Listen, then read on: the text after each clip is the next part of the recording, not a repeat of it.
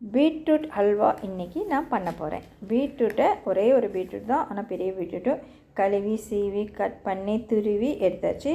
ஒரு குக்கரில் தான் நான் வைக்கிறேன், அதனால் குக்கரில் வந்து சின்ன குக்கரில் பாருங்கள் 1 ஸ்பூன் நெய் போட்டு முந்திரி பாதாம் திராட்சை எல்லாம் வறுத்து எடுத்துட்டேன். அந்த நெய்லேயே துருவின பீட்ரூட்டை போட்டு 2 விசில் நல்லா வேக விட்டுட்டேன்.